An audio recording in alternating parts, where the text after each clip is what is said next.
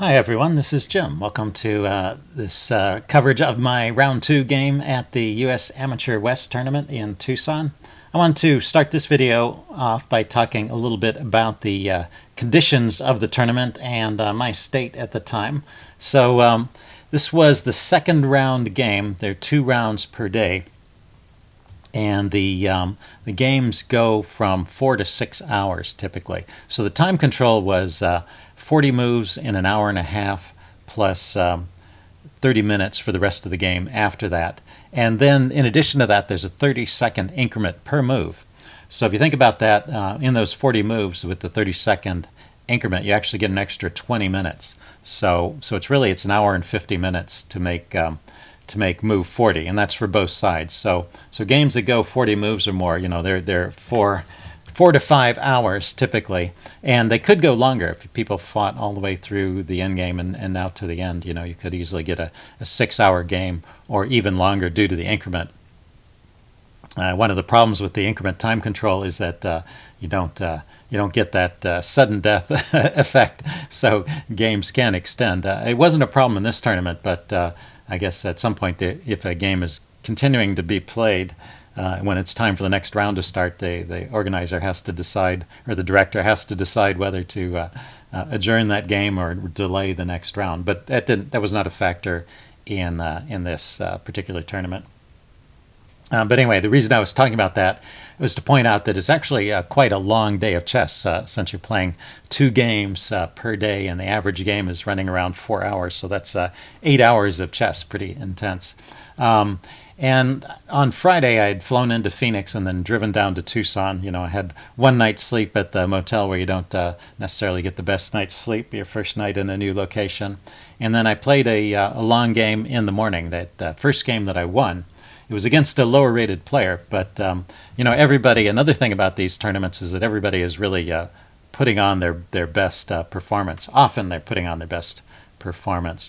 They've traveled or they've organized or prepared for this tournament. It's a big event, and everybody's trying to do their best. So no win is an easy win, even against a lower rated opponent. So I had gotten in. I was a little bit foggy actually the first part of that first game, but I managed to recover, and I remembered to do my blunder checks, so I managed to win that game in the end. And but by the time the second game came around, I really was pretty tired. I took a break. I had 2 hours between rounds. The rounds were at 10 and at 4. I had a couple hours. The game finished up around 2. Got some lunch and laid down for a bit and came back. But anyway, I just want to talk about the conditions of the tournament.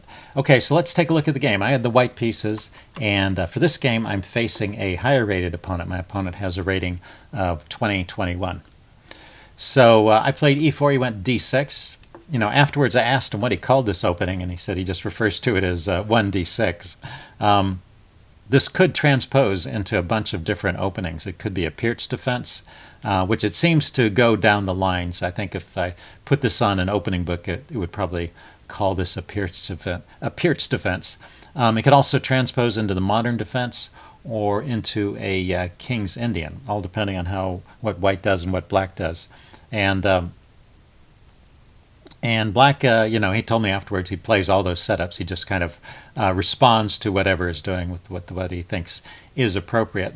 So anyway, I go d4. He goes knight f6, attacking the pawn. And I go knight c3, defending it. So this could be a Pirc. That's probably the right thing to call it. But there's another way of looking at it, too. He plays c6. And, let me see if I'm going to finish the story of the name of the opening. I guess eventually in this opening, he gets into the move e5.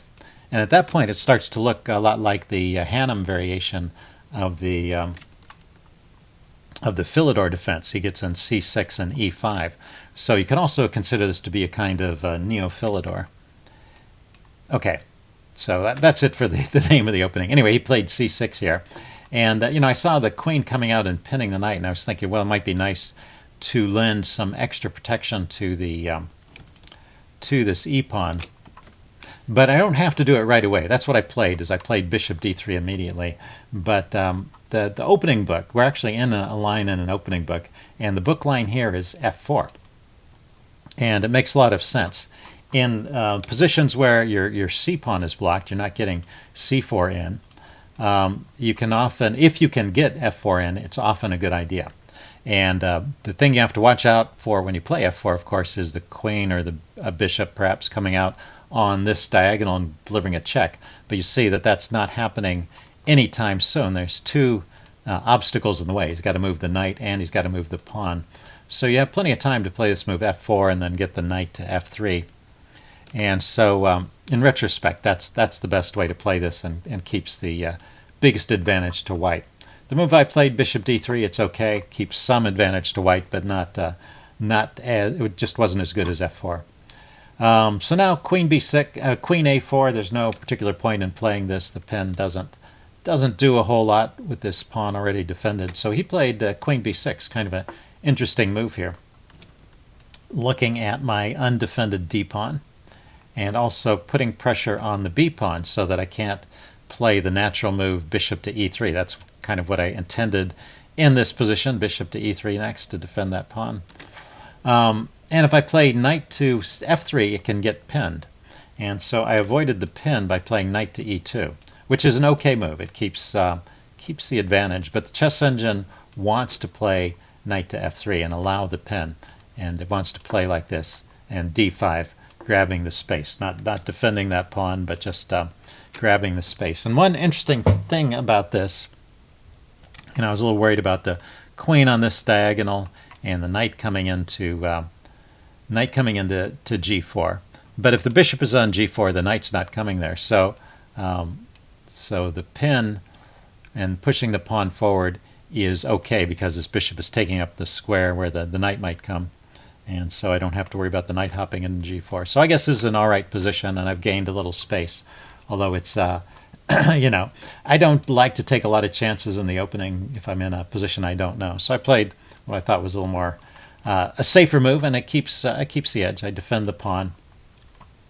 I still have more space in the center, and he can't pin my knight. I can always kick it with f3.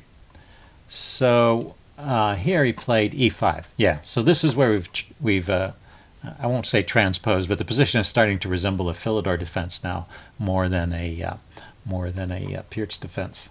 Anyway, I played b3 here.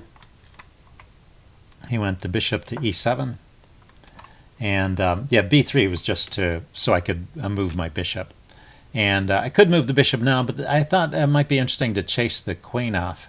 I played knight to a4. The queen dropped back to c7. And all this is good, but this next move is the first move where I start to give away that opening advantage. So the logical follow-up to knight a4 would be the move c4. And that's what the chess engine prefers. Notice that c4 prevents b5, because I can just take that pawn. I'm often reluctant to play moves like that when I haven't castled yet. Because it is inviting some exchanges and some opening of lines, potentially. But there's nothing immediate that black can do, and black's lagging in development. So if there's no way for black to exploit that, then there's time for me to get in that c4 push. And once again, it's a good idea to get it in if you can. Instead, I castled here, and then he played the move b5 immediately. Also, a very common idea in the Philidor to push the queenside pawns forward, gain space that way. So thinking of it as a Neo-Philidor might have clued me into this idea. And anyway, the chess engine actually likes the move knight b2 here. I was wondering about that during the game, but I decided the more normal looking knight c3 is probably the better choice, coming back to defend this pawn. And I just wasn't sure if he kicks it again, maybe I can reroute the knight around this way, something like that. I wasn't sure from b2 if the knight would have much of a future there. So knight c3, but now the position is there's no longer any advantage to white here. It's just an equal position, and black plays a good move here. He plays a6, which I thought was slow, but it does prepare or free the c pawn to move forward. So kind of liberates black's position a little bit on the queen side. I develop with bishop b2, he castles, and now I make another slight mistake. The chess engine wants to continue with a4 here. And I was sort of ignoring the queen side. I was just going to play on the king side. I went king h1, hoping to get in the move f4. But somehow I don't. Well, I do eventually manage to get it in, but not for a long time. So, but I am thinking for the next 20 moves or so about how to get in that move f4, and this was the first step in that direction. But actually, from this point forward, the chess engine starts to prefer black, even though it would seem that black is lagging in development. He has gained space, so his my earlier advantage in the center is no longer so pronounced, and black proceeds to remedy his lack of development. He continues with bishop to b5. I decided to exchange here. I want to free up this knight to move, and I was sort of annoyed that it was always tied down defending that d-pawn. I need to get this knight out of the way so this knight can get into the game. So I'm still, in a way, trying to untangle, and maybe that's why white doesn't have any real advantage here, in spite of the fact that it seems white is better developed on the surface. Okay, I take, he takes, and I go knight g3. So got my knight to where it's defending the e-pawn. That's solidly defended, and now these other pieces are free to move. The knight is also looking at the f5 square, which might be a good square to go into. I still have ideas of pushing the f-pawn forward. So during the game, I was feeling pretty good about white's position. I thought white was better through this next phase of the game, through the middle game. And I was very surprised looking at it with the chess engine. The chess engine thinks black is better throughout all of this phase of the game. So keep that in mind. Anyway, rook d8, a nice logical move, pinning my bishop. I go queen f3, unpinning, getting my queen over here. Or I can do something on the king side. Although, you'll notice once again I haven't managed to move my f-pawn yet, and now the queen's in the way. But still, I thought I would get some good activity here with the knight coming into f5. He goes knight bd7, getting his last piece off the back rank. I go knight f5. And now he plays the move knight f8.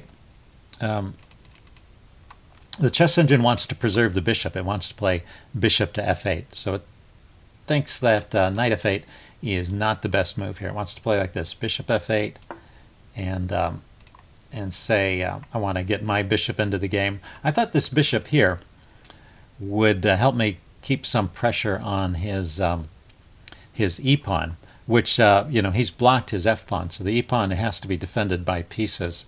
So I was not these moves were not on my radar, to be honest. So this is the chess engine line. He wants to reroute this bishop this way, bishop to c1. Now the knight drops back here. Queen comes over to g3, with ideas like this, and then king to h8. And once again, the chess engine thinks black is better, significantly better than white, which is very strange to me. Looking at this, I would say the opposite. So kind of interesting contrast between my view of the game and the chess engine's view. Anyway, so the engine doesn't like knight f8 as much because it wants to preserve the bishop. And now it thinks that I should really just take the bishop. I played queen g3. Yeah, I really wasn't sure this was such a great piece, so I was just going to leave that on. He goes knight to g6. Yeah, it's actually right here. The chess engine wants to play knight takes e7 and thinks, well, I'm getting back to close to equal. But, well, instead I played the move f3. My idea here was to just kind of shore up the center. He's always got this move c5 that he can play, opening up and creating pressure on my e-pawn, and I don't want these pieces to be tied down defending it. So that's the purpose of f3. But like I said, the chess engine really preferred just taking off that bishop. So, well, let's go back and I'll show that. What he wants to do is take the bishop off, queen takes, and then bring this queen back to e3. I suppose playing like this, I could now consider the move f4 once again. So anyway, and I would have the bishop pair, whereas in the game, I think black ends up with the bishop pair. Anyway, I played f3. He goes bishop f8 now. So he's got a pretty secure defense of the king side, but I thought I should still be better since I'm, actively pursuing his an attack on his king. Although it seems like his defense is really solid. I never found a way to break through here. Anyway, I went rook to d1. He went rook to d7, doubling. I go bishop to e2. I really wasn't quite sure how to unwind. This bishop is a bit of a problem piece here with all these pawns on light squares. Let's see, he doubled his rooks, and now I traded. Took one pair of rooks off and played rook to d1, and he traded this time. And I left the bishop here, cancel that. I left the bishop here and took with the knight. Thought it'd be easier to get this bishop into the game from this square. Okay, oh no, so I did end up with a bishop pair in this game. I was getting confused with another game. So I have the bishop pair, but one of my bishops is kind of bad because it's behind these pawn chains. And my attack seems to have been neutralized. So I guess now I am starting to understand why, or how black might actually be better. So anyway, knight to h5. Still not entirely obvious to me, but that's the the advice of the chess engine, or the estimation of the chess engine thinks black is better. Black missed a move here. Maybe this is one of the things that is leading to that black advantage. Right here, instead of playing knight h5, he could have played queen to a5. And looking at this pawn over here, which I've neglected, and let's see, like engine line goes something like this: queen to f2, queen takes, and then queen coming out to b6. So trying to counter his pressure on my pawns with some pressure against his pawns. But wow, black snagged a pawn there. So that would have been an interesting way to play. Okay, knight h5. So we were both sort of neglecting the queen side, I guess. But in a way, that maybe helps explain why earlier the chess engine wanted me to get in this a4 move. He went knight to this knight. He went knight to h5, kicking my queen. I dropped my queen back to f2. Went knight h to f4. So he's got his knight to a good square, but I just decided to kick it. And and he decides to trade it off for my bishop. So I no longer have the bishop pair, but the bishop I'm left with looks like a good piece to me. It's hitting this pawn, although he can get in f6 and have a kind of a solid defense of that center pawn. Okay, and he does have the bishop pair. Okay, so it was this game. He ended up with the bishop pair. Whereas if I had grabbed that bishop when I had the chance, I could have ended up with the bishop pair. Okay, he plays bishop c8 now. I guess looking for a way to get his bishop involved. Also, he's hitting my knight here. I don't want to have that traded off at this particular point. So drop back to e3, and he activates his bishop over here, bishop to e6. And now I go knight to f2. And I think this is a problem because queen a5 here is once again a strong move. And there's no good, I don't have any counterplay with the queen coming out to b6 anymore because my queen is on e2 instead of f2 where it was before. So queen a5. So yeah, you see, knight f2 was a mistake because of queen a5. And I should have played something like bishop to c1, trying to get this bishop into the game. And I guess this also would allow me to defend the a-pawn with a move like pawn to c3 if the queen does come out that way. Anyway, well, once again, we ignored this idea. I played knight f2, and he didn't play queen a5. He played f6. So he's got this solid line of pawns against my bishop, and he's managed to reroute his bishop to a different diagonal. So kind of step by step, it seems like black is improving his position. But I still had, I still thought I was better here, oddly enough, because I'm still pushing forward on the king side a bit. So we'll see how it goes. He played f6. I went knight to d3. Just going to maneuver my knights around. The knights can be very good, and this position is still pretty close. There's only one open file. He goes bishop d6, getting his bishop out. I go knight to g2. Just trying to reroute these to a place where I can get in this f4 push, which I've been thinking about the whole game. Let's see, he plays bishop to h3, hitting my knight. I go queen to e3, lifting it up to look at the f4 square. He goes knight to e7, and I finally get in the f4 push. So here we are in move 31, some 10 moves after I could have, or 20 or more moves after I could have gotten this this f4 push in quite easily. I finally managed to get it in. He decided to take off the knight here with bishop takes g2, and after that the game is about equal, actually. The chess engine thinks that for black to keep the edge, he needs to push on the queen side like this with c5, and well, say I take. That's probably what I should do here. Although I wasn't sure, I might have pushed, but anyway, this is the engine line taking, and then queen to g5 coming out and hitting this pawn. Although that pawn is adequately defended. It's got a queen and a bishop on it. And knight to g6 adds yet another defender. Let's see, knight to h4. Knight takes, queen takes. And queen over to d7, defending his bishop. And I play knight to f2, chasing the bishop back anyway, and the bishop drops back to e6. So this is the best play according to the chess engine, and it prefers black, but it's not a winning advantage for black. I think all the chess engine is really looking at is that black has the bishop pair and I don't. I don't see any other reason to really prefer black in this position. But anyway, that was the chess engine's recommendation. What my opponent did was he took this knight off, and then he took on f4. And this is the kind of position I was looking for. I've got two pawns, more control of the center. I just have reduced forces, but sometimes even in the endgame, you know, the central control can be important.